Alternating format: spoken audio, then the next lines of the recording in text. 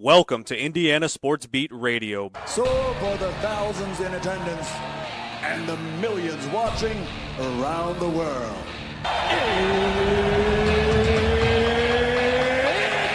Time! Three on the way.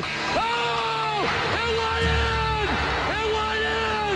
And Indiana wins the ball game! Know your role and shut your mouth, you jabroni! Full game for the win! Ayler's gone. Goodbye. Touchdown, Indy. Woo! IU. America. They got a football team now. It's pretty simple. I win. Google me. You know that I'm the cream of the crop. Oh, now, here's Jim Coyle. Hey, welcome today. It is Monday. Glad to have you along. Happy to be back in the studio. The beginning of this Christmas week. Merry Christmas. Happy holidays, everybody. Happy Hanukkah. Happy Kwanzaa. Happy whatever it is that you're celebrating. Happy holidays. I hope it's going to be a good one, no matter what. Lots going on besides the personal life stuff and the holidays and all of that. Plenty of things to talk about, plenty of action coming up, plenty of things that have happened. We've got the team set for the college football playoffs, quarterfinals. Indiana's opponent, the Alabama Crimson Tide, and Kaelon DeBoer, the Hoosiers' former offensive coordinator.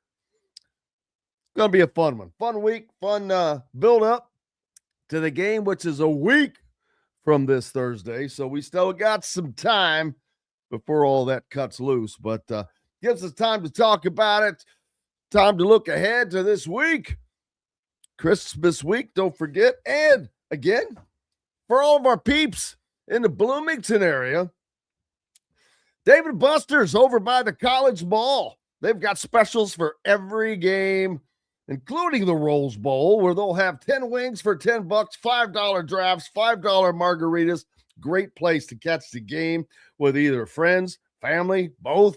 Bring the kids, bring them on a Sunday, and get half-price games all day. Man, that'd be, you want to watch some NFL football, they've got a little place for, not a little place, big place. Big place for you to sit, and plenty of places for the kids to roll around, but plenty of stuff to be going on there. 3 gigantic, large wall screen TVs to watch the games, in addition to many other large screen TVs. And don't forget about our friends, Reynolds Family Dentistry down there in Settlersburg. Dr. J, if you're one of our peeps in Southern Indiana, go by and say hi to Dr. J. Keeps us all smiling. How's everything else going for you? Weather not too bad. It's what it's supposed to be, as a matter of fact. I think we're kind of right in the middle of where we are supposed to be weather-wise. Big high of, although it's going to get up today to 50 degrees. So no complaining. No crying about that. It's been crazy for how up and down it has been. But, hey, it could be lots worse. Lots worse. How was your weekend? What did you get into? Plenty of football, of course, on the pro side.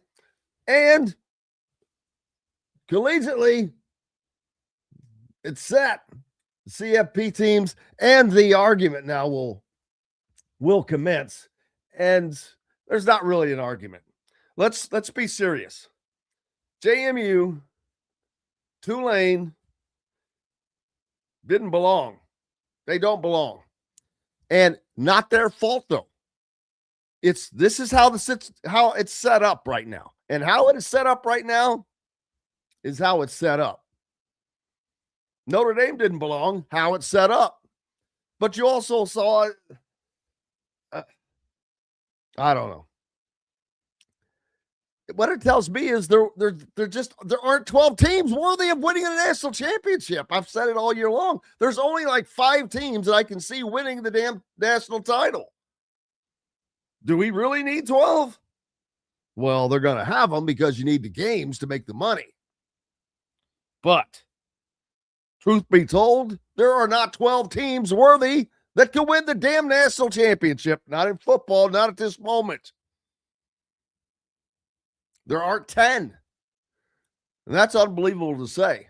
I'm that's partly at the fault of the Big Ten. The Big Ten's got to get stronger. I've talked about this. They've got to get a little deeper with teams that are capable of that. Which rare is it that many conferences has multiple teams that are that good. SEC doesn't either. It's usually one, Georgia, Alabama has been their big deal. Michigan, Ohio State, Oregon. Now Indiana's climbed up into the fray. Will Penn State come back under Matt Campbell? Probably.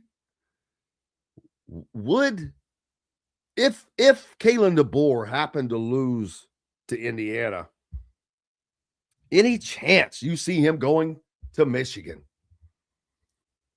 I wonder what Alabama fans really want, because they sure seem to be kind of pissed off half the time at DeBoer because he's not Nick Saban and he's never going to be Nick Saban. So that'd be interesting. That would be great for the Big Ten. It would give the Big Ten another coach and another opportunity to build a team up worthy of a national title contender. And word is Michigan is they're going to pursue Kaelon DeBoer hard. I mean, that's not like that's a secret, but it's not stopping. Now, the fact that they have made it one game further makes it pretty difficult. Makes it pretty difficult for them to continue that pursuit. But remember that was a blank check being offered. And pretty much has to be that way if you're going to lure the coach from Alabama away to come coach your crap situation of a program. I mean, it's not like he's walking into Shangri-La, or anybody would be walking into Shangri-La in Ann Arbor. It's a quagmire of a mess. Doesn't matter. Money fixes all of that stuff, and winning cures every bit of it. Going to be interesting. So many different storylines and plot lines. What'd you think of the games? Miami and Texas A&M. Was that just a great game, or was that some ineptitude by A&M, who I said never belonged in there anyway? They're like Notre Dame. Their resume sucked. It sucked. It was terrible. So happy to see Texas A&M get beat. Miami comes through with the win in that one. I guess you'd call that the Notre Dame Bowl. Those are the two teams that beat Notre Dame. So they're moving on. Ole Miss gets a big win without Lane Kiffin. Big win, but of course they're playing Tulane, a team that already handily beaten before. Again, here's a problem I have, which everybody's going to have. You've got Oklahoma and Alabama playing in one game. Both good teams that have been tortured by playing 9. Well, they didn't play 9 games this year. By playing a pretty brutal conference schedule via playing in the SEC. Although it's one game short until next year of 9 conference games. Regardless, much tougher schedule than either Tulane or JMU have played. It's ridiculous. But what are you going to do when you only have 12 slots? I don't understand the guaranteeing the group of 5. Stop giving trophies. They're worthless. And I'll tell you, and people say, well, what harm does it do? Oh, why can't you let them in? Because it screws the whole deal up. On one side of the bracket, you've got Alabama and Oklahoma playing. And over here, you've got Tulane and Ole Miss getting slaughtered. You've got JMU and Oregon getting slaughtered. They're imbalanced. Got to keep that stuff balanced, man. You've got to keep the competition level the same. So until that is rectified, still got an issue. But that's just my take. Blue blood, new blood, IU Bama. Yep, there you go. The blue bloods and the new bloods. Russell says, I think Dusty May saw problems with IU donors, stop guessing at stuff that's not true. Stop creating things that are not true. You can't think what somebody did when you don't know it. Dusty May has nothing to do with this conversation, but I don't stop talking about Dusty May. I don't get it. Why are you all talking about Dusty May? Dusty May is the basketball coach at Michigan. Dusty May didn't get the chance to have the job at IU. So don't guess at what he would have done. He was never offered the job. So stop guessing because you're wrong. Because you don't know a lot of information behind the scenes. Stop guessing. Anyway, why are we talking about crap that doesn't have anything to do with anything going on today? Cool guy said he just went to the IU game a couple days ago, Indiana. Shooting the lights out in the first half.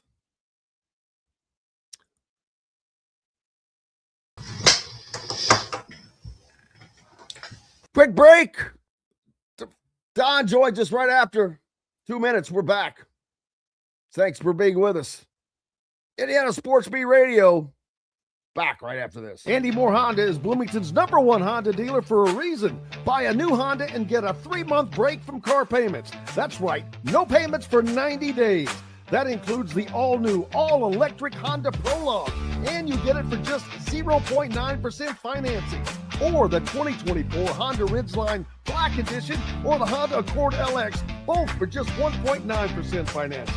Get more to your door from AndyMooreHonda.com, Bloomington's #1 Honda dealer and your best place for new and used vehicles. If you're looking for a new home in the Indianapolis area, you need Cheryl Sizemore from Brick and Ivy Realty. Cheryl Sizemore has over 2 decades of experience, and that could be the difference in getting the home you want in today's tough housing market. Reach out to Cheryl at CherylSizemooreSells@gmail.com or 317-701-0838. That's 317-701-0838. Let Cheryl Sizemore sell or find your new home today.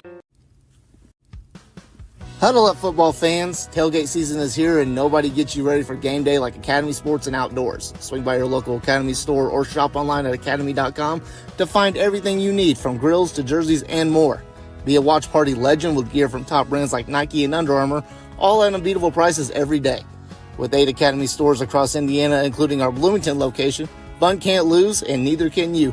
Gear up today at Academy Sports and Outdoors. Zach Browning here to tell you about an offer you simply can't pass up. If you're looking for the best coverage of Indiana football and basketball, which includes recruiting, weekly chats, podcasts, as well as access to the best national team out there, then look no further than thehoosier.com. The best part, it's just $1 for the first week. Oh, and did I mention that you get a full year of access to The Athletic when you sign up?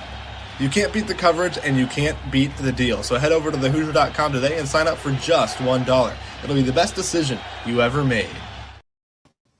Welcome back, Indiana Sports Beat Radio on this Monday, and that means a visit from the best, the Don Fischer. Don, a good weekend for you. Indiana gets a win on the basketball court, and we saw who Indiana will play on the football side of things. First, we'll stick with basketball. Another shooting display in the first half, Don, one of which I sent out a tweet that said, man, Indiana is well on its way to establishing a new shooting record for three-pointers made in a game, which the record is 19. They had 14 in the first half, 14 to 26. And then the second half, Don, they couldn't hit water if they were sitting in Lake Monroe in a John boat. Well, good way to put it. 1 of 20 pretty much tells you everything you need to know in the second half. Sorry about that. In the second half of that ball game, they really struggled to shoot the basketball in the second half. after being lights out in the first half. So I guess it all evens out at some point. But the good news is that during that second half, even though they didn't make shots, they continued to play defense. And they essentially, and I said this on the air, they basically treaded water the entire second half. Exactly. They just never allowed Chicago State to get back in the ball game because of their defensive play and their hustle and busted it as they always do. But the fact that they did have that slowdown in the shooting department gave Chicago State a chance, which Indiana didn't allow that chance to take place. So from my perspective, it was a really good win for IU, hanging in there and never allowing Chicago State to get any kind of a big run going or to be able to threaten in any way, shape, or form. That's a critical part of a basketball team. Being able to do that, I think, is important. I thought Chicago State was just an okay basketball team at best. They're not great, but they did have some quickness and some athleticism. And they weren't a great shooting team either, obviously, in that particular contest. So a good win for Indiana, but the fact of the matter is, at this point, the Hoosiers have a game again tonight, and they'll take on Siena, a ball club that is pretty good under Jerry McNamara. Anybody who doesn't remember that name probably doesn't follow college basketball very much, because when he was at Syracuse, he was a 4-year star for that program. A great college basketball player, their point guard, one of their best scorers in the history of Syracuse basketball, and was under Jim Boeheim, and then was an assistant on the Syracuse staff for 15 years, and then last year became the head coach at Siena. And I think he did a pretty remarkable job last year. I think they had a 10-game turnaround from the year before. I think they won 4 games the season prior to him coming there. And they had 10 more wins the next year, which is pretty phenomenal. And now, of course, he's got a ball club that's 9-3 in the season, much like Indiana. So this could be a little bit of a test. I still think Indiana's going to win it. Siena did lose their last game against Vermont prior to this ball game coming up. But look, here's the thing. You're at a point now where you're about to have almost a 2-week layoff. And you will have all kinds of time to practice and work on your game to get ready for the start of Big Ten play and the push that the Big Ten situation is going to bring about. And from my perspective, this is a good time to have this break because this team still has some work to do, some things that they've got to get fixed. They can't fix some of those things because they just don't have – you can't bring in people here at halftime. You know what I mean? So get healthy. They need to get some of those guys healthy, Don.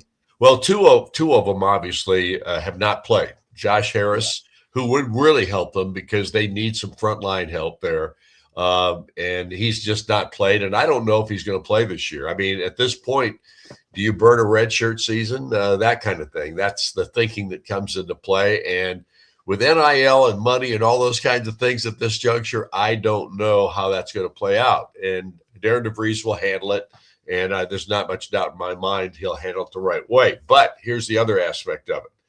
Jason Drake, who is a point guard, could give him some help on that in that guard position, some minutes. If he could go out there and not make mistakes and just play solid basketball, if he can, they're going to get him back sooner than Harris. So, and it could happen here this week. It could happen in this ball game. He may get some playing time tonight. I don't know. But I think you're right. Health is a big factor with this basketball team because they're not the deepest squad at this point.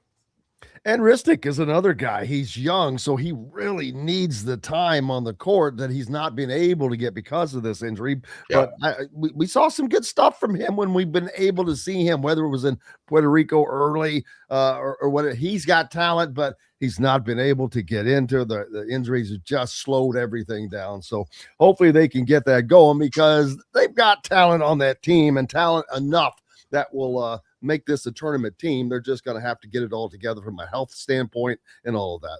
Yeah, no question. And I think the layoff and the fact that these guys are getting a chance to go home and rest a little bit, be with family, those kinds of things will help the whole mood, so to speak, of this ball club.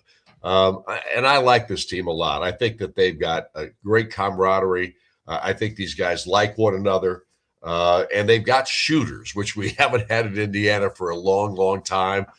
So they can shoot the basketball, but they've got to clean up some things, the rebounding aspect of it. Getting a few too many turnovers here lately, too. Yeah. More than you'd like to see. The free throw shooting has also really waned, which is odd because, Don, they were shooting free throws 80+% consistently, and that's dropped. Yeah, it has dropped. Probably one of the reasons it dropped because Trent Sisley couldn't hit a free throw the other day. No, he could not. And he's just a freshman, and he's going through the growing pains, too, of college basketball at this point. A lot of these guys, especially the young guys like Sisley, this is the first time they've had this kind of, pressure.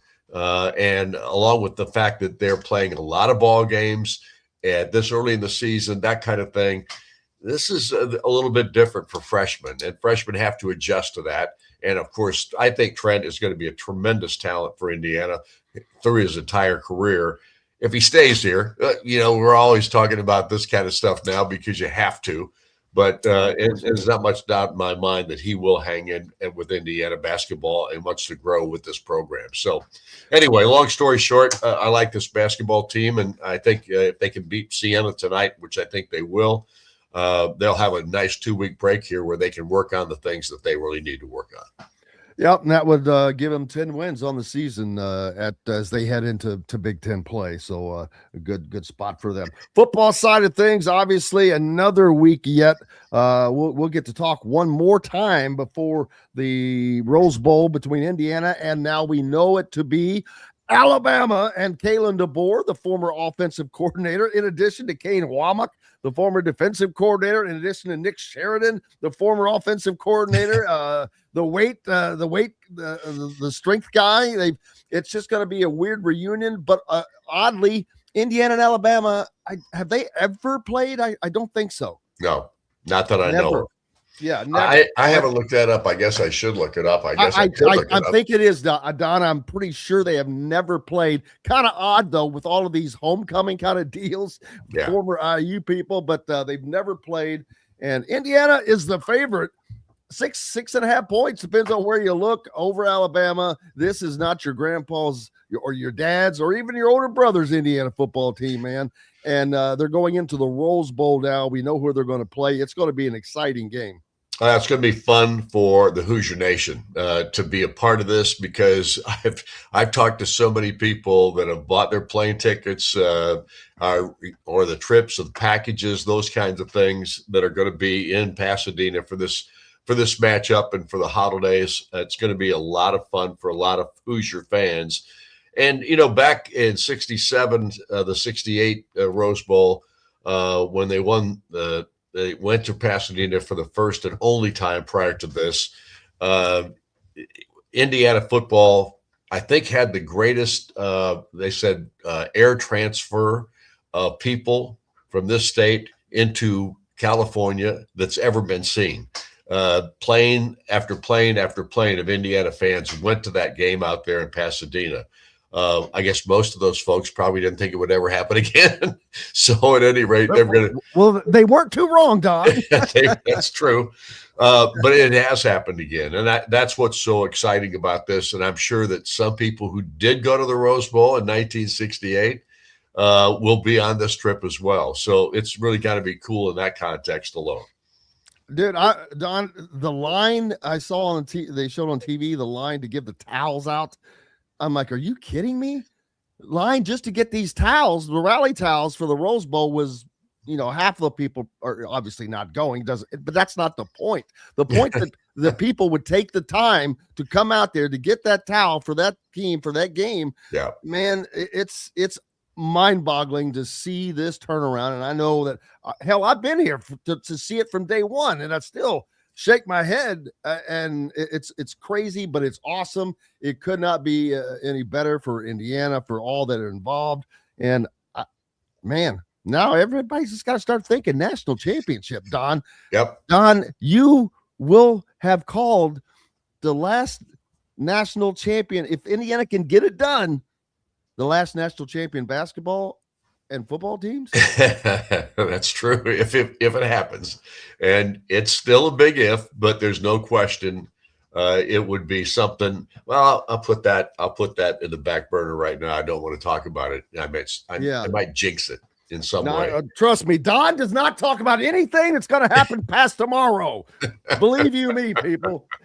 And here's the other thing. We will not have a show. I can't do next week with you because I will be on the road. I don't know how to do that. I'm technically unskilled and illiterate when it comes to all IT problems. Maybe we'll work that out. If not, no big deal. But if we can, great, because we're going to be there. But we'll work on that. But, all right. But safe travels. Enjoy it. Enjoy the broadcast tonight. Hopefully, we'll see you out there. And if make sure you're listening, turn it on up, turn the TV down. If you can't figure out how to do that, can't help you with that. But appreciate you, sir. Thanks for having me, Jim. We'll see you. Thank you. The great Don Fischer, the Don, as I like to call him, joining us here as he has Indiana basketball tonight. And then, of course, focusing on Indiana in the Rose Bowl against Alabama coming up, which another cherry to his career. I mean, how many things has he gotten to do just this year that are for someone who has the distinguished career that Don has? How in the world can you put as many elite things on top that he's doing in one stinking season this far into that career? It's crazy, but great to see. He's gotten to call, the 2 games in a single day. That was just not too long ago. He has just talked about the potential of calling an undefeated national championship football winner to add to the last national championship basketball winner. It's just mesmerizing, all of the different things that you can add and all the different firsts that Indiana football has achieved. It's crazy. Of course, it's all crazy. The awards, the back-to-back National Coach of the Year awards that Cignetti has won that hasn't been done before. With Fernando winning the Heisman, that's never happened for Indiana before. Number 1. It just goes on and on and on. It's a lot. I mean, usually when you hit first in program history, there's one here and there's one there. Oh, yeah. It's every single thing that there is to blow out. They're blowing out. Crazy. Man, I'd love to have y'all with us here on this Monday. Greg Rakestraw from the ISC Sports Network will join us next. And it's going to be a busy time of year for them, man. You got holiday basketball coming up. Of course, high school ball. They've got college ball that they carry as well. Make sure you're following Greg and the ISC Sports Network as well. We've got plenty more coming to you. We'll bring it at you after a little break. Back with more Indiana Sports Beat Radio after these messages. Know a team or group needing a fundraiser? Boost Fundraising raises more money faster and offers the most unique and user-friendly online fundraiser in the nation. Your team receives personalized fundraising pages for each team member. Free team-branded promo gifts shipped to each donor. Boost Fundraising does it all. Sports teams, marching bands, charity causes, and community groups. Go to boostfundraising.com and be sure to enter the promo code COYLE, that's COYLE, to receive a discounted fundraiser. Whether it's a night out with the family, after work with colleagues, or catching the game with friends, Bubba's 33 is the place for you. Bubba's 33 offers a mouthwatering menu of selections that are all made from scratch every day. The portions are big, but the prices are small. And with over 50 big screen TVs, you'll never miss the big game. Bubba's 33, pizza, burgers, beer. Zach Browning here to tell you about an offer you simply can't pass up. If you're looking for the best coverage of Indiana football and basketball, which includes recruiting, weekly chats, podcasts, as well as access to the best national team out there, then look no further than thehoosier.com. The best part, it's just $1 for the first week. Oh, and did I mention that you get a full year of access to The Athletic when you sign up? You can't beat the coverage and you can't beat the deal. So head over to thehoosier.com today and sign up for just $1. It'll be the best decision you ever made. Huddle up, football fans. Tailgate season is here, and nobody gets you ready for game day like Academy Sports and Outdoors. Swing by your local Academy store or shop online at academy.com to find everything you need, from grills to jerseys and more. Be a watch party legend with gear from top brands like Nike and Under Armour, all at unbeatable prices every day. With 8 Academy stores across Indiana, including our Bloomington location, fun can't lose, and neither can you. Gear up today at Academy Sports and Outdoors. Welcome back, Indiana Sports Beater Radio on this Monday. Happy to have you here and happy to be here. Appreciate you joining us. Greg Rakestraw from the ISC Sports Network, who you should be following and keeping up with all their great content, joins me now. Greg, how was your weekend, sir?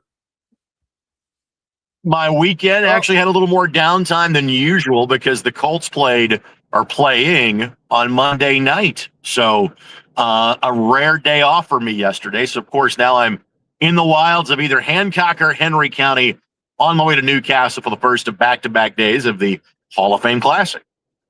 Man, that is a great, great event. I actually had the honor of getting to just once, but call some games from that event once. Loved it. But I love those environments. I love those gyms. The Newcastle gym is the style that there are. I won't say several, Greg, you know better than I do, but there are a lot of that exact style, not the same size, but that style. And I love that style because, man, it's just, there's not a bad seat. Number one, I don't care if you're in the corner at the top, but it's just those are perfect basketball gyms. I love them.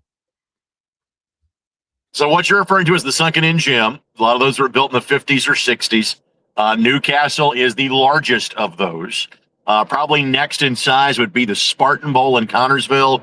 Boonville's Gymnasium would be of a similar style. Huntingburg for Southridge is built that way. From a college standpoint, Nickerson Hall, University of Indianapolis would be of that group.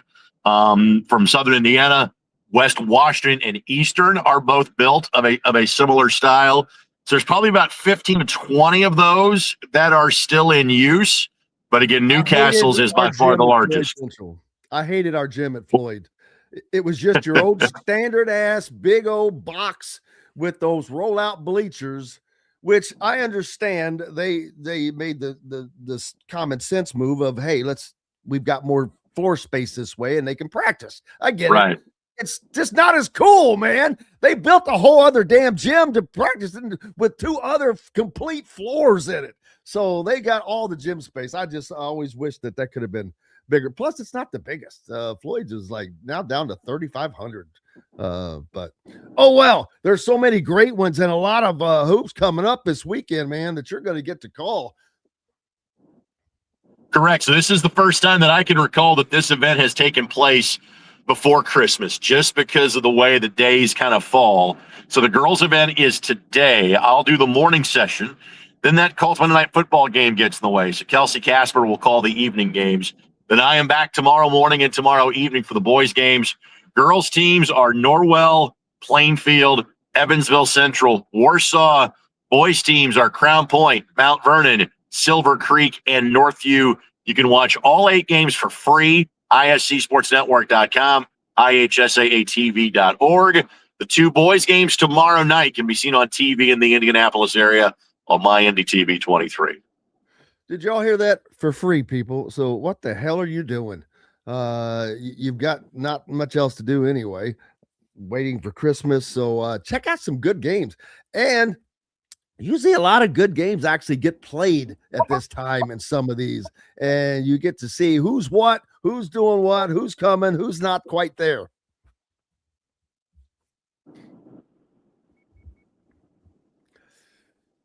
I think Greg may have lost me there for a second. You still got me, brother? I got you, buddy. Right, yeah. So the thing is, Jim, is that this has turned into like college basketball where everybody plays in a multi-team event. Everybody has a holiday tournament. So there are great holiday tournaments. What's unique about the Hall of Fame Classic, Jim, this is the one event that you get that you get extra games for. So, for example, I'll use the team close to you at home, Silver Creek. Silver Creek may play 20 or will play 26 regular season games because of how good they are and how deep they could go in the tournament. They might get 33 games this year. I bring that up because I was researching this last night. They've got a young man that's averaging 9.5 assists a game. So if you extrapolate that out and you play more than 30 games, he could be going for the state assist record this year. So in case you're wondering, that record belongs to a guy that's still playing in the NBA, Mike Conley Jr. I could throw the ball to Greg Oden 290 times for a bucket during the course of the season too. So that's the state. That's the statewide assist record. And so, for example, Silver Creek will play in a 4-game tournament next at Lawrence. So there's great highlight taking place tomorrow. Handful of tournaments that take place the 26th and 27th. A lot more will play the 29th and 30th, and then even a handful more will play January 2nd and January 3rd. Yeah, that's a lot going on, so we're looking forward to it. Hopefully, you get to enjoy the Christmas time built around that. But it is kind of a Christmas present to the basketball fans of Indiana. It's because it's just one of a tradition. Not as many as there used to be, though. Not as many. There used to be a ton of Christmas tournaments, Greg, and they've kind of gone by the wayside for so many different reasons. But that's okay, I guess. No, I mean, frankly, there's more than there used to be. What you would have would be like these 14. You'd have like these 14 county tournaments that you would have. Yeah. And now what you have is more of these 8 and 12 and 16 teamers.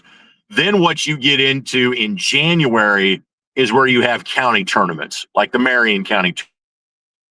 It's on its second century. That starts January 13th and runs through January 17th, or like the Indianapolis City tournament, which is the following weekend. And then it finishes up, on Monday, January the 26th.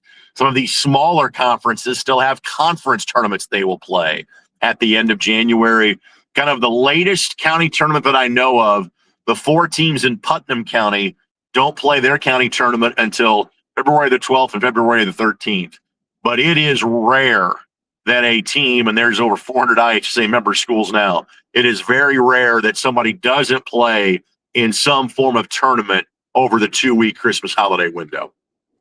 Well, you're really wasting an opportunity if you don't, because aren't those just extra games, gimme games that you can add if it's in the confines of a tournament? Because I think so you have basically like what you get 20-game max. You get 22 games in total if you don't play in a tournament. They upped that from 20 a handful of years ago. Or you can play 20 and then a tournament that gets you up to 4 games. And again, that kind of allowance is basically designed for the Marion County tournament, which is a 16-team field. So in theory, like 2 of those teams will play 24 games. 8 will play just 21. May get tack on a 22nd game because of that. But that's the scheduling formula. You get 20 regular season dates and 1 tournament that counts up to 4 games. And then again, if you play in the Hall of Fame Classic, you're allowed 2 additional games that don't count on your schedule. So, for example, this would be 3 years ago, Ben Davis set the record for the most wins in an unbeaten season with 33. And the math as to how they did it was 20 regular season dates, 4 wins in the Marion County tournament, and 2 wins in the Hall of Fame Classic. So that's how the math checks out. And frankly, that's the same math that Silver Creek could possibly have, albeit not in the largest division, but they could go 33-0 in 3A as well. Crazy. Anytime I hear Silver Creek, even though I know it's not the way it used to be when I was in school, they were, I don't want to call them a joke. They were a small school, and we looked at them as a small school, as, like, please, be gone. Not the case anymore, baby. Things have changed. People move, and communities grow, but they also crafted and they wanted their programs to be better because they added football, which is extraordinarily hard, and have been successful there as well. So good to see those teams grow. But yeah, Silver Creek been a name in basketball for a minute now. TKR kind of really got them going, but you go all the way back to Steve Green, Bob Knight's first recruit that they used to put the talent out. So great to see it coming from all over the place. Great to see this state guys producing talent from every different direction. And and every year it's somebody new. And you got guys like Mark Zachary, who tremendous athlete, who I just saw where he's now going to be a part of the basketball team in Notre Dame. Hell, I already thought that was the plan from day one. Well, the thing is that this is the upside for them not making the college football playoff, because let's face it, if Notre Dame had equaled their run from last year, Mark would have been focusing on football until about January the 20th. And maybe Micah Shrewsbury would have added him for the last 2 months of the season. But because they took their ball and went home after not getting in the CFP and elected to decline playing in a bowl game, he was done as of December 5th. And then Marcus Burton gets hurt.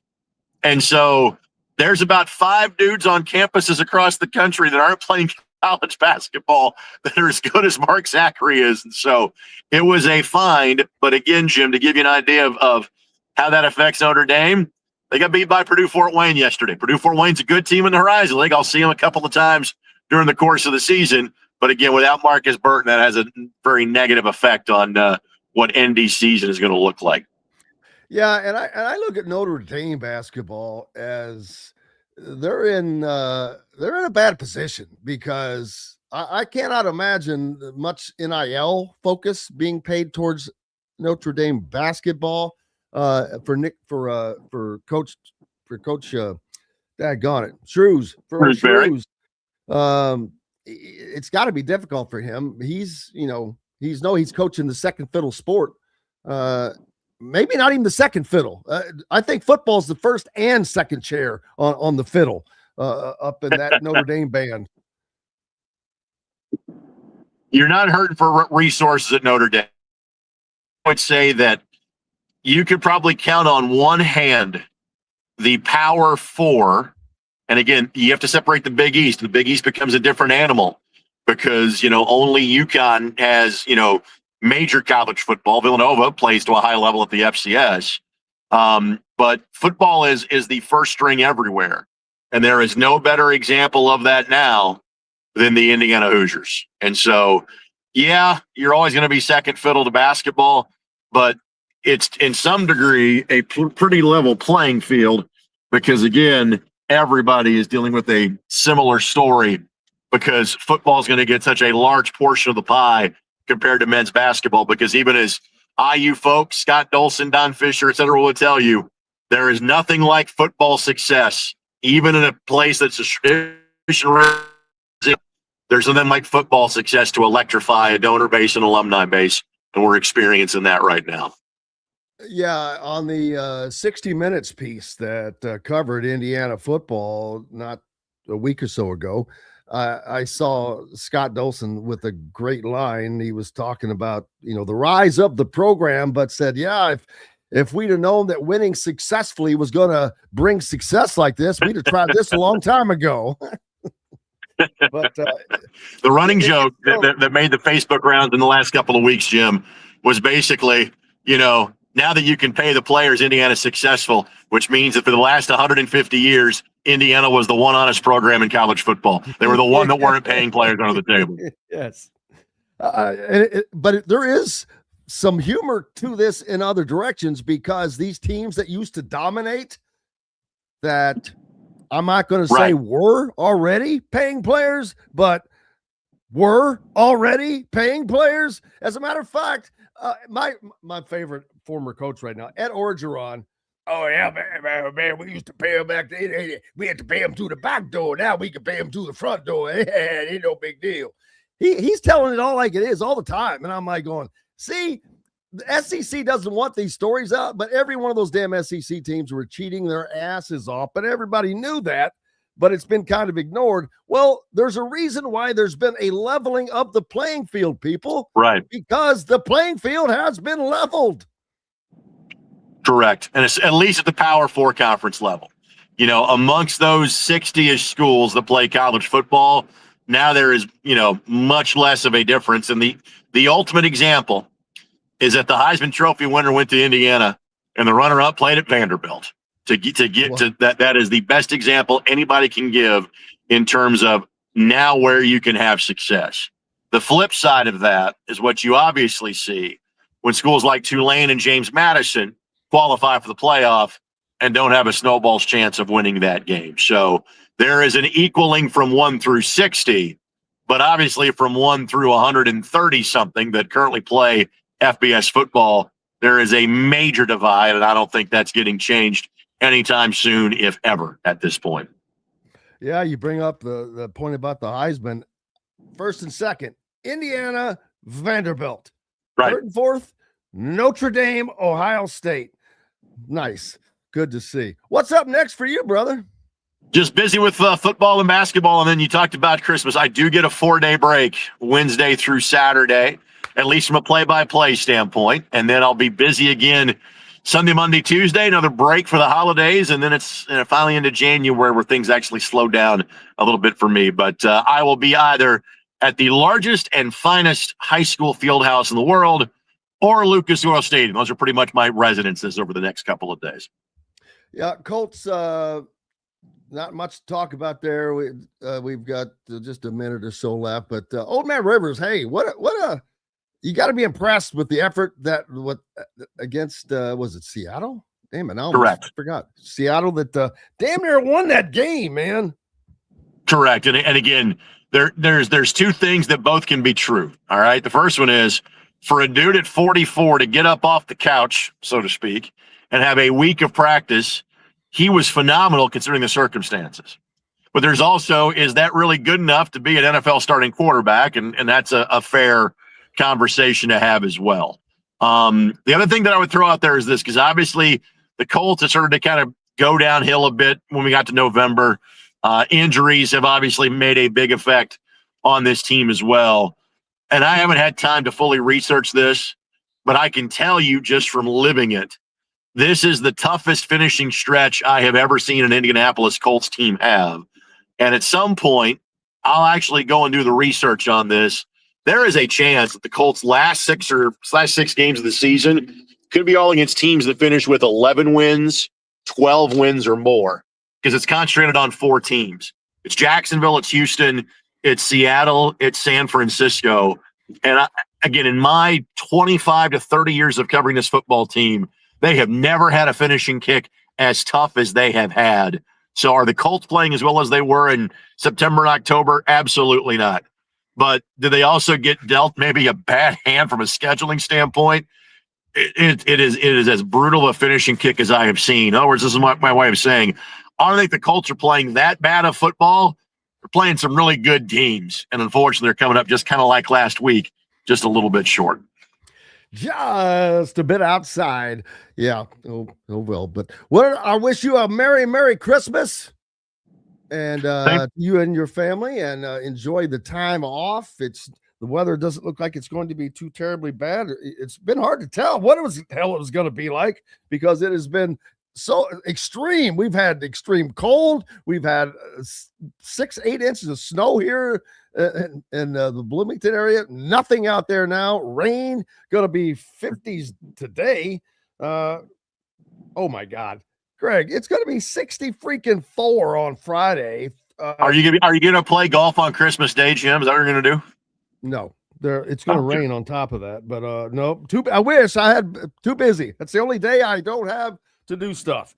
So some golf course, someplace in this state will open up on Christmas Day just to say they could, Jim. Somebody somewhere is playing golf on Christmas Day. If it wasn't raining, I know one very close to where I am currently sitting. That's right. That would. But I think it's going to rain, unfortunately. But Merry Christmas to you and your family, brother. Appreciate you, and enjoy the week. And we'll see you on the other side of the December week, not New Year yet. Sounds good, buddy. We'll talk to you next week. Absolutely. Greg Rakestraw from the ISC Sports Network. Make sure you are giving him a follow. Lots of sports from the state of Indiana on there. High school, smaller colleges, all types of great content. JB1 talking about the Big 12, says they've had more scandals with illegal benefits than anybody. So what's the argument, I guess, that we were talking about a minute ago with SEC paying players and whatnot? But let's see. He says, well, at least Indiana was playing basketball players. No, Had that been the case, they'd have been winning, bro. Well, they weren't paying them until they were allowed to. So, but there's that. But J-Bake, new name. Love to see that. Big 12 fan, where are you? I love the Big 12, by the way. Big 12 in basketball and football. My second favorite conference. Seriously. Behind the Big 10, I love the Big 12. It's just, it's got a conference full of football teams that are equally matched. They're just a step below. I don't even want to say a whole step because this is not going to come out the way I want it to. As far as the dominance at the top of their conference, they're a step below the Big Ten and the SEC, but they have good teams. They have quality teams, and they have teams that could probably be built into getting up to that level. Texas Tech is on its way already. They've got one of those donors that will help them get there. But, Kansas was on its way, but it's tough to do it in both sports. And Kansas is one of those where they're having that battle. They don't want to give up on their dominance or that they have had in basketball, and they're trying to get back to that. That's another thing. Kansas basketball trying to get back to being what Kansas was. At the same time that Kansas football is trying to get there. Indiana in a very similar situation, except for Indiana football, done got there, baby. They done got there. Now you got to get the basketball team to be back, which should be much easier. Much easier. Right coach, right players. You'll find out if Indiana has that in another year. I'm a 2-year guy. I get an idea after the first season of how things have gone, what went into it, but that's not a decision maker, because they get that second season or that second season to see what changes they have made. Look at the changes at Louisville, but for Pat Kelsey between last year. Good start last year, but really kind of jumped this year. Big difference. So it's a huge difference, and it gives you an opportunity with the coach, an opportunity to put a little bit of his stamp to show players how the style that's going to be played. So he gets another year, at least, before there's any complaining or any critiquing. I still have not completely understood why that they did not or were not able to get a little bit more of a formidable team. Injuries have played a role into that. I mean, it's kind of a la the Pacers. If you got the guys, but they're all hurt, there's not a hell of a lot you can do with them. Indiana's kind of been in that situation, but it's been a lot of other things as well. We'll talk to Dustin Dopirak, the Pacers beat writer from the Indy Star, on the other side. Glad to have you along. Go to thehoosier.com. Get you a subscription. Get a free pullover. I'll have to pull it out after the break. But, we've got you set up. Anybody that subscribes today and sends me an email to indianasportsbeat@gmail.com, you get a free Indiana IU embroidered pullover that I can't get straight, but it is embroidered, trust me, and it's got the logos on it. And I'll send it to you for free if you are a subscriber and you send it to me.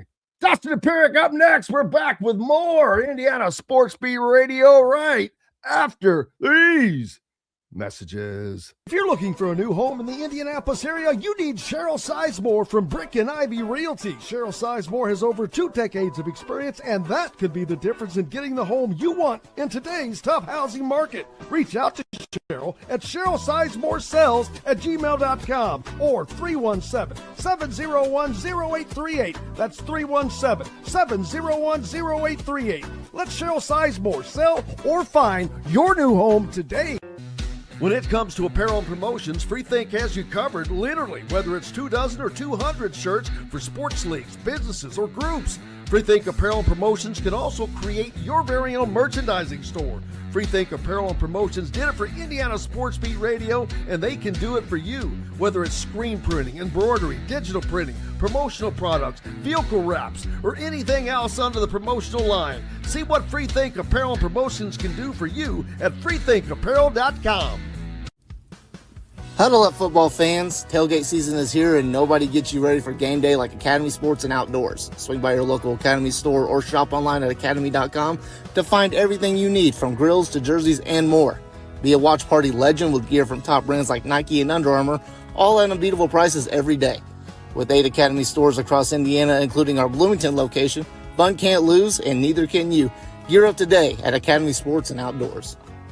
Whether it's a night out with the family, after work with colleagues, or catching the game with friends, Bubba's 33 is the place for you. Bubba's 33 offers a mouthwatering menu of selections that are all made from scratch every day. The portions are big, but the prices are small. And with over 50 big screen TVs, you'll never miss the big game. Bubba's 33, pizza, burgers, beer. Welcome back, Indiana Sports Beat Radio on this Monday. Glad to have you along. Thanks a lot for joining us here on this beginning of the week. I hope your weekend was a good one. And if not, we've got it going now. Dustin Dopirak from the Indy Star joins us now. How was your weekend, sir? I mean, I was on the road. It was New Orleans on Saturday, Boston yesterday. I got to Boston yesterday, so I'm in Boston this morning. Tonight, playing a team that was supposed to also take a gap year that isn't taking a gap year. Boston's doing just fine. But yeah, so it's a hotel couple of days. Yeah, I can see I can see you were traveling, but well, at least you get that out of the way before Christmas. What's it like out there traveling right now? I guess it still hasn't, with Christmas being still later on in the week, traveling's probably not too bad. Yeah, it's fine. It wasn't a problem at all. It's a weird trip to say, all right, New Orleans and Boston before Christmas. Sure, why not? Like, that's, like those cities are close. Those, there's definitely like this like Pacers schedule has been like, does anybody have a map? Like, do you guys know where things are? Like they're just, like first weekend was like Memphis, Minnesota, Dallas. And you're like, sure, those are close. Like, what are we talking about here? It's like, usually you like to pack them together. So there's one thing that's, like you go to one, then you go to another and they make some kind of sense. Hasn't really been that way this year, but it is what it is. New Orleans and Boston aren't bad places to be for Christmas. It was nice to be in New Orleans for a day where it's warm. And it's fine in Boston. It's Boston, like it's still a cool city no matter what. And it's not snowy out there. It is freezing. But it's at least, I've been in Boston in worse scenarios. So it's cool. I'm not complaining. Yeah. Great place to be if you have to be away.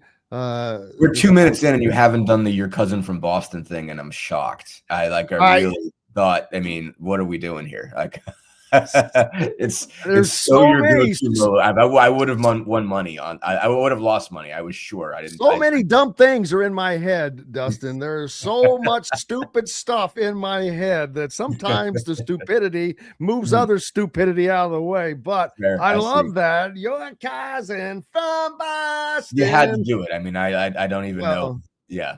Exactly. So, I think it's a requirement somewhere. It's in my contract. It's in the contract you have for yourself. In the contract. Yes, exactly. Absolutely. I've only been to Boston once, and I loved the time. It was a long time. I was in college, as a matter of fact. It's so long ago that I think I was going up for spring break as a friend that I'd met of my best friend, Pete, Hot Dog Pete here from Frankfurt Hot Dogs, but I went to visit a friend in Portland. No, not Portland. Damn it. Portland, Maine. No, yeah, but Providence, Rhode Island. I bought a ticket, an airplane ticket out of the newspaper, round trip. Yeah. For $75 that someone had bought, and you can't do that now. I bought this ticket out of they couldn't go, so I bought this ticket from them. I don't even know I'm what that like, means. I've never even heard of that. yeah, this is that long ago that you could physically. Mm. I bought this ticket. The guy bought the ticket. I can't use it. I bought it for $75. I'm like, oh, cool. So I fly to. It was to New York. Mm-hmm. It gets better. So it was only to New York. Then I got to get on a train. There you go. Mm-hmm. And go up to Providence. I don't know what the hell I'm doing. And I'm like, I made it there. I made it there somehow. But it was great. It was they're a great Italian family. There you go. Joe Ciccione. He's not listening, but hey, Joe Ciccione, the Cicciones, and his cousin Dominic. His cousin Dominic had a wallet this wide. You remember the Costanza wallet? Yeah. Oh, yeah. He was the originator of the Costanza wallet. I'm almost certain that they had to model it after that. But just loved Boston. I went to the Bullfinch pub when I was there, down to the wharf, and just other little great places. It's a cool big city. It didn't seem like your typical big cities that we know that it is. Yeah, no, it's different just because it's older, it's just like there's very like I because the TD Garden isn't far away. I make a point now to go to the North End and just walk around the North End and get pizza there, and it's just awesome. That little Italian neighborhood up there, it's got probably 1,000 awesome restaurants, like statue of Paul Revere, like where he started the ride. Like you have all this stuff that just comes together, and that's on one side. You can walk to Fenway on the other, and it's like everything is old, everything is ancient. There's just everything you're walking on is like there's I went to a bar last night that had a sign outside that said Sam Adams drank here, so did Paul Revere, so you should. Well, you've convinced me, I'm sold.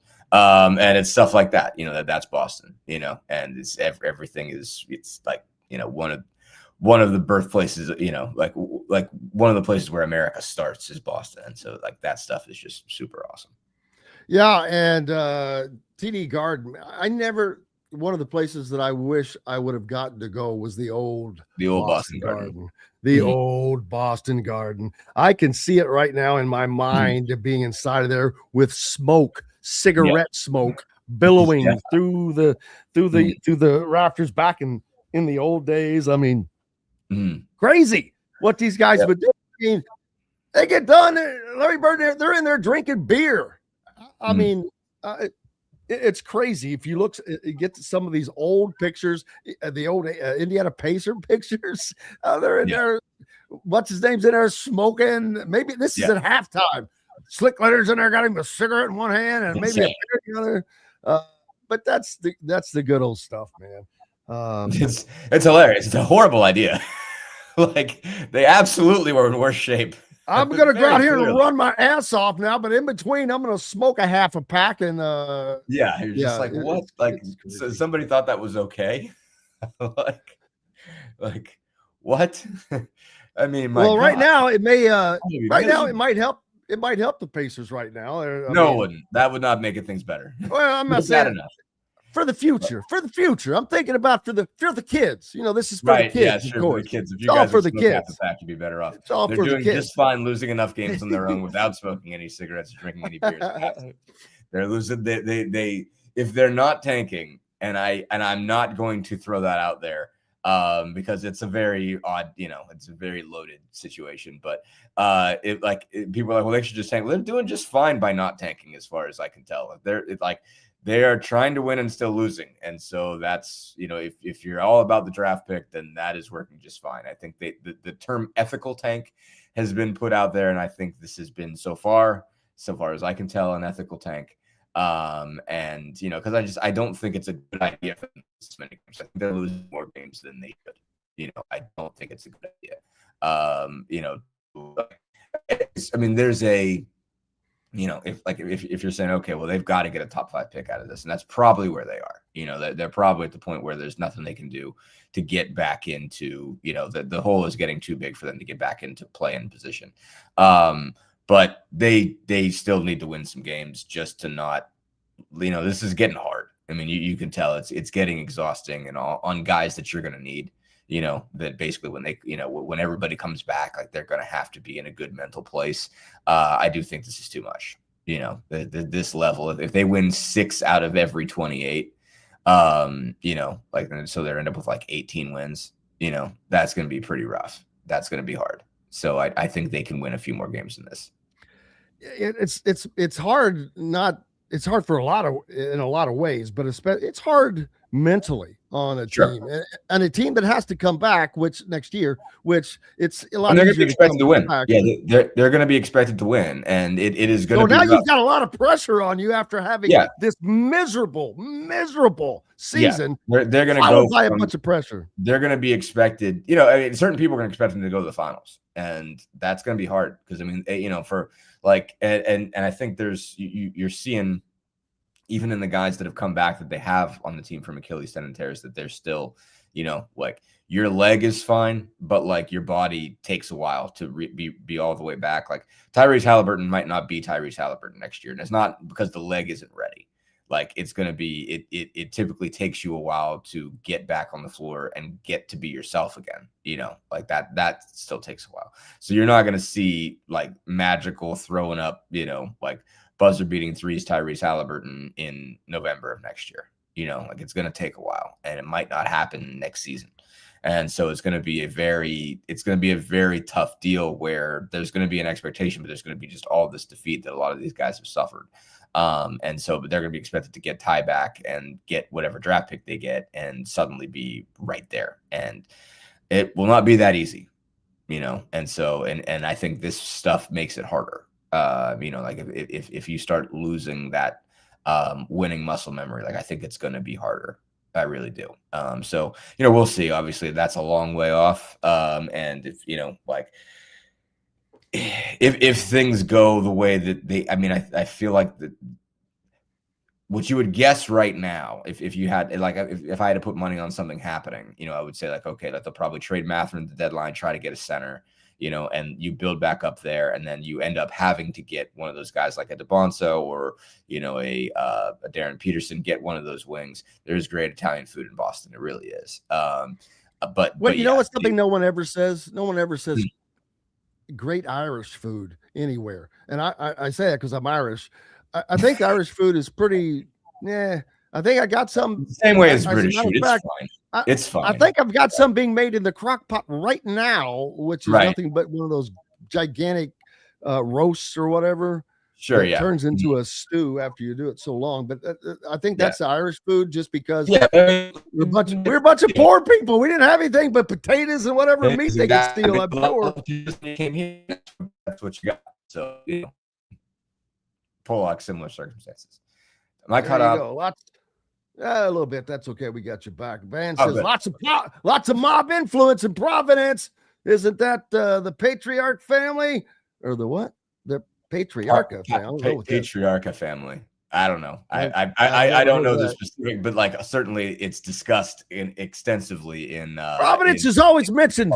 If it's not the head of it, it's definitely a suburb of that. But I went to the Cheers. I went to the Cheers way back. That was the Bullfinch pub. It's just and all it was just a thing downstairs. Just like this. See, have you ever gone to that? No. Yeah. I haven't found it yet. I haven't really looked, but I haven't found it yet. Bullfinch pub. It's easy. Dude, I found it 30 years ago. There was no Google back then, so you should have no trouble finding it. I'm sure it's not going to be that hard. Yeah, if I push for it. What's your holidays going to be like for when you get back off of the road? Tomorrow, and they play Milwaukee. And so we'll go do Christmas. My wife's gonna be weird about me talking about where we go because she's always like, I don't like people telling people we're not home. But we're gonna run up to see. Well, don't tell them where you live. That helps. Don't tell them where you live. That's a good point. Yeah, so that's true. We'll go to my wife's family. My her mom lives in South Bend. Her whole family's up there, so it makes for an easy trip for me because I'll go we'll go up Christmas Eve, and then I'll come back for the Pacers play the Celtics at home on the 26th. I'm not going to go on the road trip on the 27th. They're going to go to Miami and Houston. Miami is cost prohibitive at this time of year. Like I like the. Don't tell me about prohibitive. I just booked all this crap for Los Angeles, which first of all, I'm sure it is, but that's going to move. That's going to move numbers. Like random. Then you add into the fact that it's New Year's Eve. You add that into the mix. Okay, what a horrible combination all that was. It's the Rose Bowl, man. It'll be worth your time. It'll be worth your time, but the only thing I'm disappointed in is I tried to be frugal and hey, I'm going. It's a business trip. I'm going to cover the game. Yada yada. I don't arrive until the day before the game, and that was a mistake on my part. But what I've heard is because I was curious when Indiana football went to Los Angeles a year ago to play UCLA at the Rose Bowl. It was. Signetti made a big deal. Hey, this is a business trip. They went out as late as possible, kept on their own schedule, took care of business, and left. With the Rose Bowl, it's hugely different. You have a lot more responsibilities that come with it. But I have heard that Indiana is trying to write their own schedule. Write their own schedule. Hey, man, we're not here. We're not out here to do a parade. We're here to win a freaking football game to move on. And because back in the day, it was the last football game. You played in the Rose Bowl, you were done.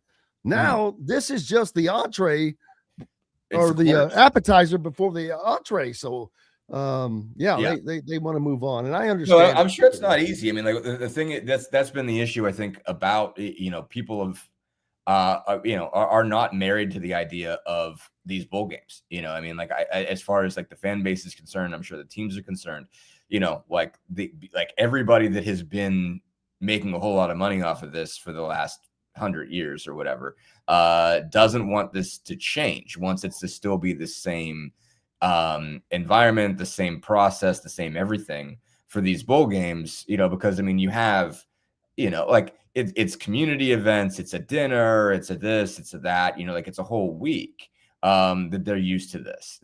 These show up, they're supposed to be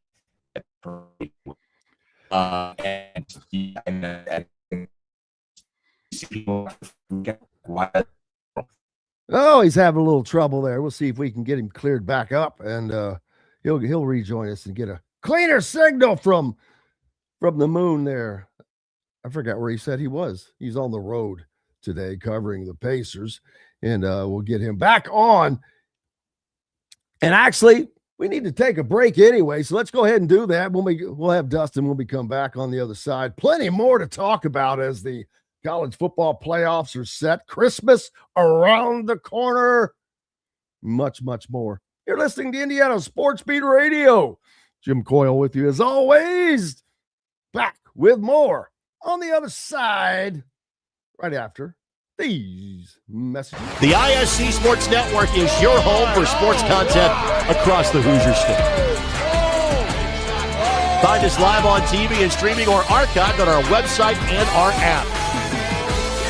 The ISC is your one-stop shop for the content you want to see, including high school sports, college sports, and other great events throughout the year. Subscribe to our streaming service and get access to it all. ISC. Local lives here.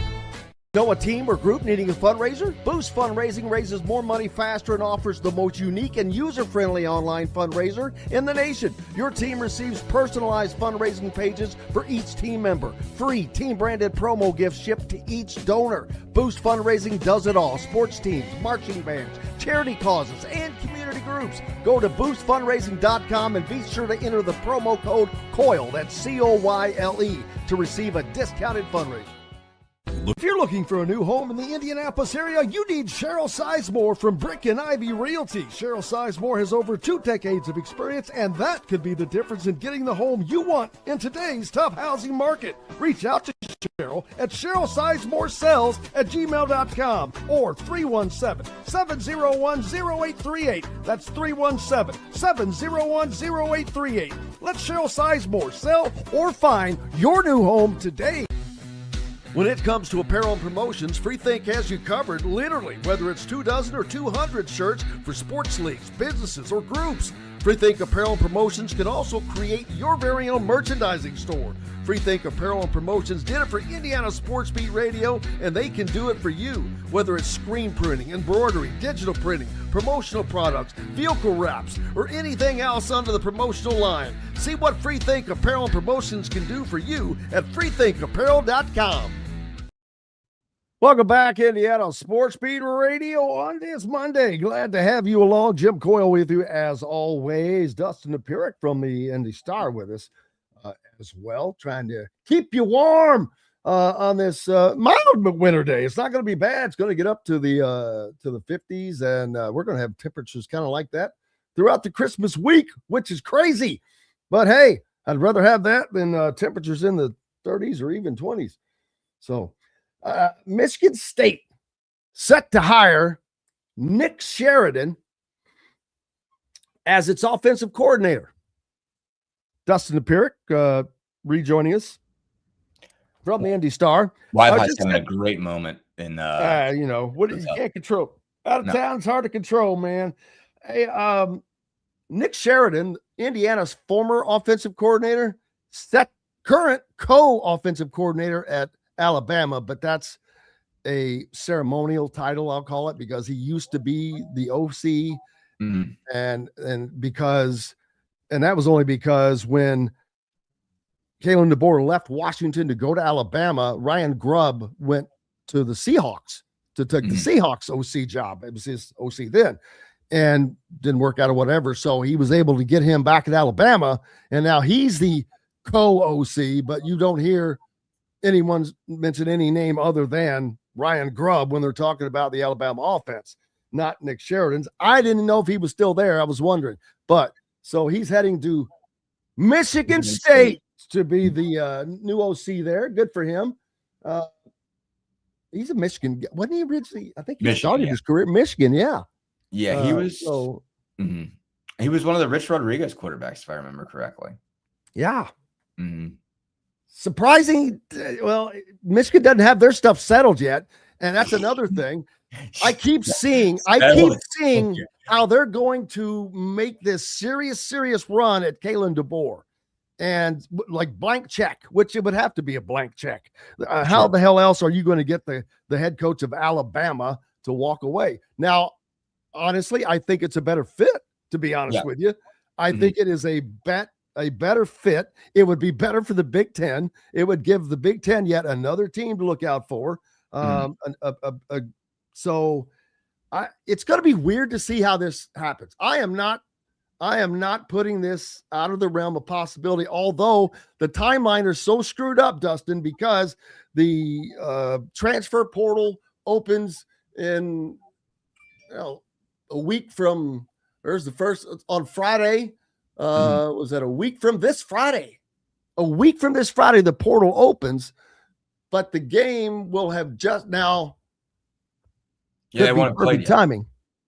What's that? Yeah, they will. They play on the 1st. Yeah, okay. Yeah. So it's odd, but it would have to be a whole lot of crap that happened between that loss and that 24-hour period of losing. But of course, that's what agents are for. If they're even going to consider it, they've got it all. Here it is. Here it is. Yeah, yes or no. Well, if it's I don't know what he's making right now. I'm going to guess he's making like $8 million. Probably a guess, because I don't think he's up in the upper. If they make it the highest coach in college football, I don't know how. I don't know that he turns it down, to be honest with you. I think it matters. I am interested in Alabama's thoughts on this. Like their deep down thoughts on this. Yes. Do they want to keep him? That's my question. Do they really want to keep him? Yeah, that's the thing. Like, I could see them being like, I could see him getting a big enough offer from Michigan and Alabama being like, you know what, that you should really consider that. You should think very strongly about that. And something I just thought of, Dustin, the reason I was just looking, scrolling through some things, but the 2026 college football playoff brought to you by Nick Saban is a current article because Kurt Signetti, Dan Lanning, Mario Cristobal, Kirby Smart, even Ole Miss's current, was it Pete Golding, all coached under Nick Saban. Yeah. So Lane Kiffin's still part of that discussion, you know. Of course. I don't count Dan Lanning. He was a GA. Yeah, GA. They all went there, man. It's they all studied under the master, if you will.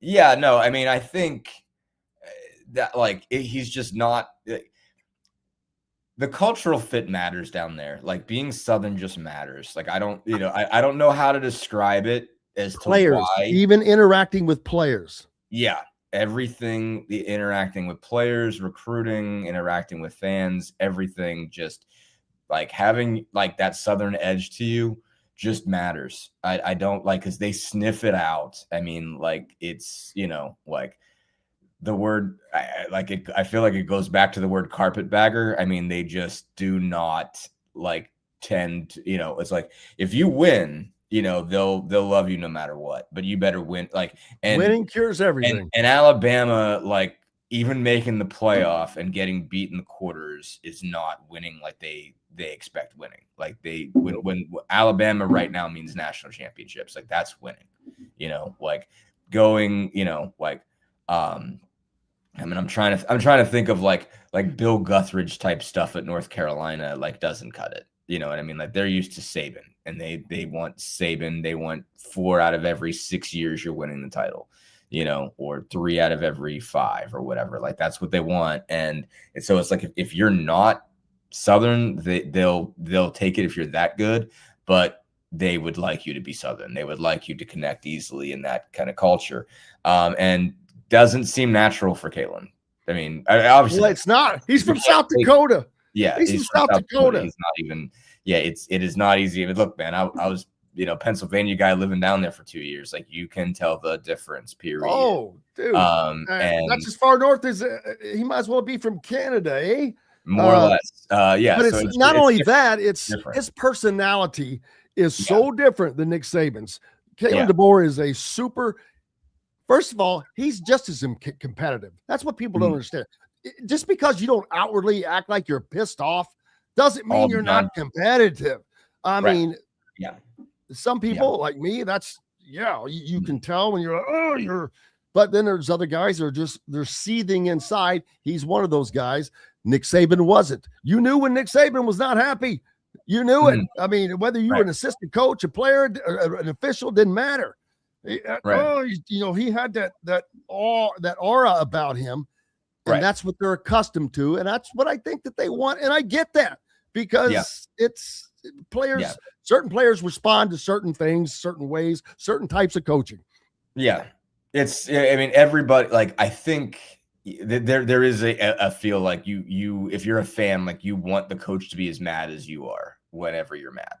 And they want to see it, and they want you to ream somebody, and Nick Saban did that. So yeah, I mean, and I think, ultimately, like, if Michigan comes and throws a whole bunch of money on the table, and Alabama's like, we can get out of this, like, we can get something else, and they could, I mean, I wouldn't be shocked. I mean, like, Alabama's just not a place you leave, like, voluntarily.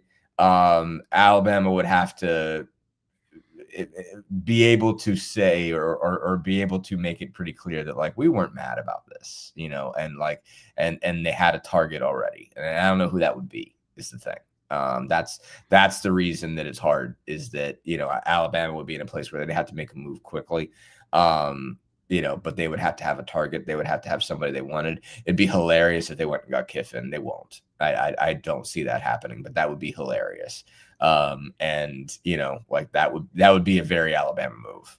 I wonder, is that his ultimate? I wonder if that's his ultimate favorite. I mean, maybe destination. He wouldn't. I don't think he ends up there now just because you've already been at Ole Miss. You've already been at LSU. I don't know that you're going to end up at a third SEC school, but I would have thought that would have been the one. I feel like Alabama, like an underlying thing for Alabama that I think is more truth for the rest of them, and this is totally just vibes, me talking about this isn't like scientific, but like at Alabama, it's very important that you're a serious person and you're viewed as a serious person. Like Alabama would have never hired Brian Kelly, and I think Alabama would not hire Lane Kiffin as the head coach for the same reason. I deleted that stinking video. I had that video forever, and I just recently deleted it because he's out of coaching, and I'm not going to need it. But boy, I wish I could have had to. I just want to thank me and my family. Want to thank you. When Brian Kelly was introduced, it was like, what a joke. But that's, and I think he kind of set the tone for being, I don't want to say fraudulent, but not being genuine. Southern, I mean, so like, and Lane's obviously, like Lane's a California guy, but I mean, he's adopted as an SEC person at this point, so like he's fine with that, I mean, he's managed to play all those cards pretty well, but like Alabama, you have to be a serious person, like Alabama, like they need to, like they want Bear, Gene Stallings was fine, and Saban, like they want you to be, stone cold, serious, general, etc. And Lane Kiffin, Bear Bryant, baby, it goes back to Bear Bryant. Yeah, they want you to be able to look at somebody and just glare, and that be it. Like Alabama wants people like that, and so Lane Kiffin is not that kind of guy. Like Lane Kiffin's slick. Lane Kiffin wins games because he's slick, and like. They don't really, like now they understand, like you got to be able to throw the ball, like you can't win in 3 yards of cloud of dust, and just Saban figured out that you have to put points on the board, and since then they're pretty much fine with that. But they're not, they still want your defense to be really good. They still want you to be gritty and nasty, and they want you to be tough, and they want you to be a serious person. So like I don't know who fits that mold out there. If they were to move on from DeBoer, I mean, they care that DeBoer is a serious person. They would like him to be a serious Southern person. But yeah, like I don't know who's the next Saban, but they want the next Saban. Oh, well, doesn't everybody though? But yeah, and something else we haven't talked about. You can't follow a legend. I mean, you do not want to follow a legend. You want to follow the guy after them who follows the legend, right? Because third in line is fine. Yeah. Yes. Exactly. You're putting a target on your back. Although it seems like it's going to be easy. Oh, you just got to keep this rolling. It's not. That's not that. You just brought in a completely different chip. It's like putting a different computer chip in a computer and thinking it's going to be the exact same. It's not. This chip has different things. I'm not a computer person, but I mean, you know what I'm saying. But what's up next for you, brother? Besides, when do you get back in town? Boston tonight, home tomorrow for Milwaukee. Christmas, Celtics come to Indiana on the 26th. Road trip I won't take, and then they play on New Year's Eve at like 3:00. They play the Magic. You get any chata? Get some clam chata. No, clam chata. I'm gonna skip all that. Yeah. No, why no chata? How do you not get chata in Boston? I'm skipping it. I don't know. I went and got Regina's Pizza last night in the North End. That was my clam chata and a Samuel Adams. I mean, go down to South. I did get a Samuel Go down to Adams Southie. Go down to the Southie Projects. Find a place near the Southie Projects. No, I'm gonna go to Southie Projects just to try to recreate Goodwill Hunting. Not I was thinking more like I'm gonna go show up at Harvard. The Departed or something. Well, that's a different story. Yeah. Yeah, absolutely. Well, but I hope you enjoy Boston before you get back to Christmas. And now, do you get to bring your wife any Christmas presents from me? These places? Sometimes. It depends on what there is. If something stands out to me, I'm set enough that I don't need anything from Boston. But if I find something nice, I've got the lookout. Last year we were in San Francisco right before Christmas, so I made sure to bring Ghirardelli's back. So, and did you say yard bellies? What's that? Did you say yard bellies? What? Oh, I thought you said yard bellies back. Ghirardelli's, the chocolate. Oh, Ghirardelli's chocolate. Okay, I thought you said yard gel. I'm like, no, what Ghirardelli's the chocolate. No. So cool. Well, enjoy it, brother. And as always, we appreciate you. Merry Christmas to you, your wife, your Maxine. Maxine, do you put the little antlers on Maxine? Let her walk around. We do. And MJ she does have antlers, but also we do the antlers for a little while. That only goes so well, but she's big on bandanas. She thinks she looks really cute with bandanas, so she has a Christmas bandana. Well, good for her. Good for Maxine. Appreciate it. Appreciate you, brother. Merry Christmas to you and your family. You too. We'll see you next week, sir. Dustin Dopirak from the Indy Star joining us here on Indiana Sports Speed Radio. Lots coming up, man. These football games, and the quarterback situation. I've talked a lot about that for Indiana next year. I'm more than confident they're going to bring in another quarterback, a fifth-year guy, a very experienced fifth-year guy, a la Sam Levitt, Josh Hoover, Drew Mestemaker. I'm not including Sorsby in that category. I'm pretty confident he's going to go to Texas Tech. His girlfriend is already transferred there from Cincinnati. He's from Texas, so we'll see. And everybody, what about Alberto? Alberto has 3 years remaining. Alberto will get the chance. Don't get me wrong. Alberto will have the opportunity to win the starting job. And I'm not saying that he cannot do it. He's obviously a very talented dude, man. Big size. He's beefier than Fernando. He's not quite as tall. He looks like to be an inch and a half, 2 inches shorter, but he's stockier, which is good. Going to be interesting to see him play. He played very well in high school, had a better high school run than Fernando did, as a matter of fact. And he's had great tutelage under Kurt Cignetti for the last 2 seasons. That's a bonus. He's also gotten to play under these quarterbacks and watch it develop. I just think that one more year and they're going to bring in another fifth-year guy and then turn it over to Alberto for the final 2 seasons.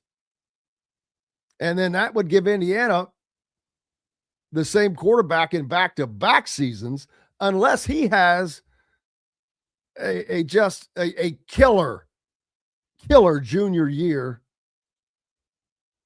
to where he's being named in the mock drafts. It's not that that's not impossible, but usually that goes to the guys who are coming back, that have started and coming back. Alberto won't have that starting cred under him, but he'll have the Mendoza name, which will help immensely. And we know that we already know he's a damn good quarterback, and that he's under Cignetti for all this time. More coming up. Appreciate you being with us. Back with more Indiana Sports Speed Radio right after these messages. Andy Moore Honda is Bloomington's #1 Honda dealer for a reason. Buy a new Honda and get a 3-month break from car payments. That's right, no payments for 90 days. That includes the all-new, all-electric Honda Prologue, and you get it for just 0.9% financing, or the 2024 Honda Ridgeline Black Edition or the Honda Accord LX, both for just 1.9% financing. Get more to your door from AndyMooreHonda.com, Bloomington's #1 Honda dealer and your best place for new and used vehicles. If you're looking for a new home in the Indianapolis area, you need Cheryl Sizemore from Brick and Ivy Realty. Cheryl Sizemore has over 2 decades of experience, and that could be the difference in getting the home you want in today's tough housing market. Reach out to Cheryl at CherylSizemooreSells@gmail.com or 317-701-0838. That's 317-701-0838. Let Cheryl Sizemore sell or find your new home today. Huddle up, football fans. Tailgate season is here, and nobody gets you ready for game day like Academy Sports and Outdoors. Swing by your local Academy store or shop online at academy.com to find everything you need, from grills to jerseys and more. Be a watch party legend with gear from top brands like Nike and Under Armour, all at unbeatable prices every day. With 8 Academy stores across Indiana, including our Bloomington location, fun can't lose, and neither can you. Gear up today at Academy Sports and Outdoors. Zach Browning here to tell you about an offer you simply can't pass up. If you're looking for the best coverage of Indiana football and basketball, which includes recruiting, weekly chats, podcasts, as well as access to the best national team out there, then look no further than thehoosier.com. The best part, it's just $1 for the first week. Oh, and did I mention that you get a full year of access to The Athletic when you sign up? You can't beat the coverage, and you can't beat the deal. So head over to thehoosier.com today and sign up for just $1. It'll be the best decision you ever made. Welcome back, Indiana Sports Beat Radio on this Monday. Glad to have you along. Thanks a lot for joining us as the week lays out. Christmas week, no less. My goodness, it is here. I cannot believe it, but it's true. This Thursday, of course, we will not have a show on Thursday. We'll be back. I guess we'll come back and do one on Friday to set things up for the following week. Big week. That following week coming up, we're going to have a lot of surprises for you. Big prizes. No, just kidding. But always prizes. But great guests coming up next week. Can go ahead and tell you, Rhett Lewis. Of course, you know Rhett Lewis, former color man for Indiana football, but former player for Indiana football, currently with not only the Big Ten Network, but the NFL Network as well. We'll have him on to talk about the Rose Bowl, Indiana, Alabama in the quarterfinals as #1 Indiana taking on the 9th-seeded Alabama Crimson Tide and Kaelon DeBoer. Working on having Kaelon DeBoer on, the Alabama football coach, next week as well. How about John Wertheim from 60 Minutes? Former Bloomington native, Bloomington North High School grad, by the way. He did the piece on Indiana football for 60 Minutes. Was he a Harvard grad, I think, or Yale? I'll have to look that up. I can't remember. One of the two. But that's next week, man. Big announcement coming, too, starting Monday. Oh, mercy. Cannot wait. It's going to all happen at once, but we're holding on to it. We got to hold on to it. But big stuff coming on Monday. Big news. Appreciate you for being with us. Of course, we've got 4 days this week to get ready for the Rose Bowl. In addition to Indiana basketball, they play tonight, by the way, against Siena. Don't forget. Post-game show, Scott Laskowski will be on there with that. And as soon as once Big Ten play gets started, I'm trying to pull back off of that show because I always try. There's a reason I try to have as good a guest as possible. Ain't nobody tuning in to hear what I have to say. Hell, I don't care what I have to say. Just kidding. But I'm hoping to make that better for you guys. Better yet, don't want to let the cat out of the bag just yet, but it's going to get a little better. And guests, besides, may try to use Scott more as the host and have other guests like John Laskowski, like Pat Graham, like Joe Hillman, former Indiana players doing the Indiana postgame show. That's how it should be, right? Absolutely. I was going to bring up looking at this past season's NCAA football stats, the quarterbacks that will be available. Drew Mestemaker, he's number one as far as passing yardage thrown. He threw for over 4,000 yards at North Texas last season. 41-29 to be exact. That's a lot. That is 500 yards more than the next guy. That's a big chunk for that number. That's a percentage, man. Sawyer Robertson of Baylor was next. Dukes, Darian Mensah was next. Caden Veltkamp, Florida Atlanta. Ty Simpson, Alabama, has now thrown for 3,500 yards on the season. Of course, he has that extra game. They played, 14 games now? Yeah, they played in the SEC championship. So, that's in 14 games, he's thrown for 3,500 yards. So that's going to be something that you have to watch out for when Indiana's taking on the Crimson Tide. I don't know that their defense is as good as, I know it's not as good as Indiana's, but it's all about matchups, man, and how these coordinators scheme these games. Josh Hoover, number 6 in returning. He threw for almost 3,500 yards last year. Just, was he 28 yards shy of 3,500. Now, again, Ty Simpson has played 14 games. I think Josh Hoover still just played the 12. Joey Aguiar, Tennessee, good year for them. Great switch for them. That was the kid that was at UCLA. Jaden Maeva, USC. Look at this. Maeva, USC is number 9. And Aguiar, who should have been at UCLA, would have been number 8. How crazy would that have been for those two schools to have their quarterbacks in the top 10?